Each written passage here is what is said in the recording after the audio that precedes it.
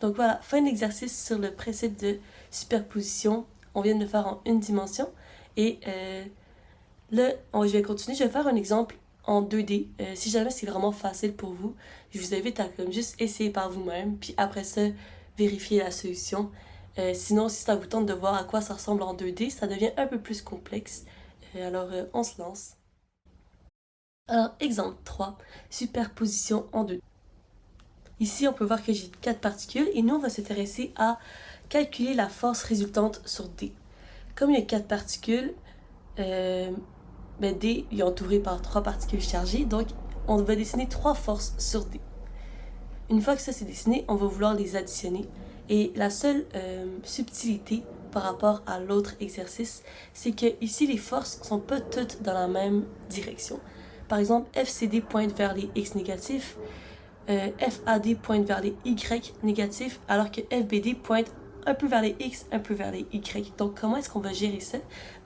J'ai commencé par vous présenter la règle d'addition de vecteurs. On peut seulement semer les modules qui ont la même orientation. Par exemple, tous les vecteurs qui pointent vers les X, que ce soit positif ou négatif, on peut les additionner ensemble. Et tous les vecteurs qui pointent vers les Y, on les additionne ensemble. Donc, comme dans mon exemple, on peut voir, j'additionnerais 2i moins 4i, ça donne moins 2i. Et 3j plus 1j, ça donne 4j. Puis ça peut, si ça peut vous aider, ça peut faire penser à comme l'algèbre qu'on faisait au secondaire et qu'on continue à faire au cégep.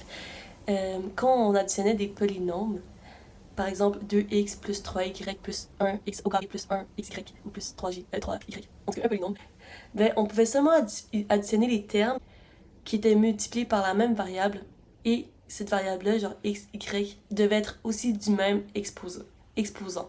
Donc c'est le même principe ici. Donc comme je disais, FAD, si je regarde, je peux voir qu'il est vers les y négatifs, donc il est parallèle au vecteur unitaire moins j.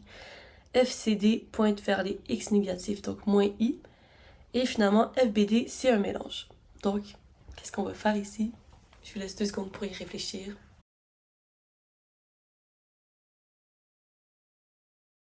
Alors, ici, qu'est-ce qu'on veut faire pour FBD? Il va falloir le décomposer. Donc, on commence par... Donc, on va faire ça.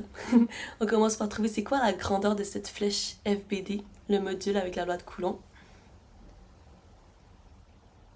Ici, la distance entre B et D.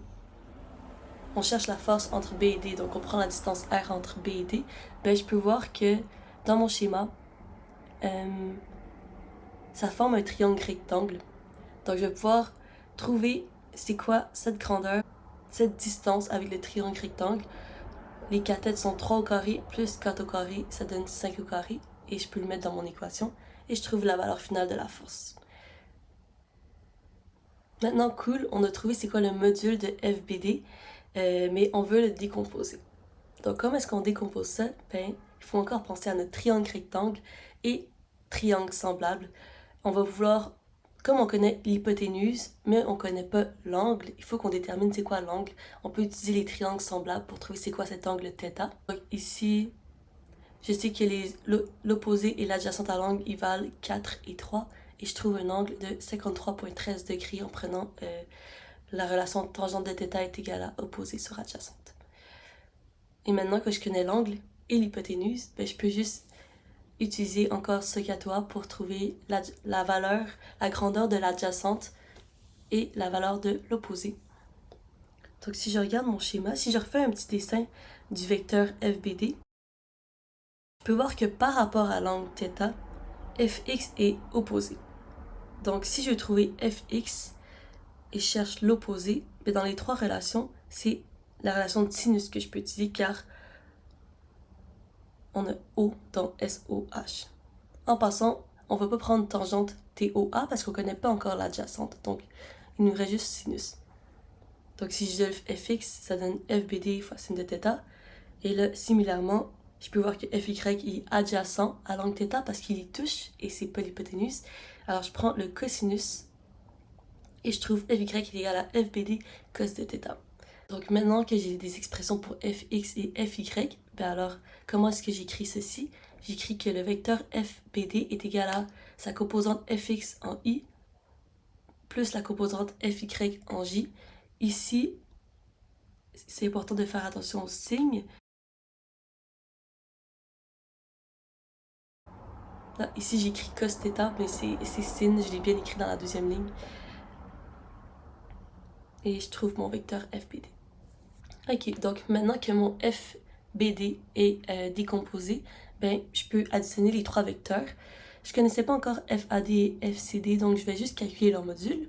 Une fois que je connais leur module, je peux les écrire de façon vectorielle avec les signes appropriés selon leur direction en me fiant au schéma.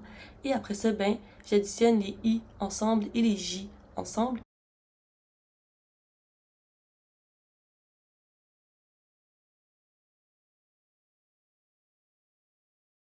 Ok, alors on a fini, on a trouvé notre vecteur résultant sur D, la force résultante sur D, FD. Maintenant, je pourrais vous le dessiner, juste pour vous expliquer un autre petit concept. Alors, si je le dessinais, ben, je commence par dessiner ses composantes. Je dessine ma particule D, puis je dessine chacune des composantes Fx et Fy. Donc mon Fx est négatif, donc je vais à moins 4,45 millinewtons vers la gauche en X, et après ça je descends, je fais une flèche vers le bas, moins 5,73 J vers le bas.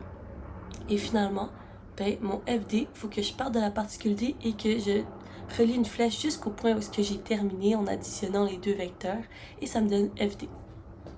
Donc, un principe que je pourrais vous expliquer, c'est que, disons qu'on voulait que D reste immobile. Mais pour l'instant, D ne serait pas immobile parce qu'il y a une force qui le tire, comme je l'ai fait sur mon dessin en bleu.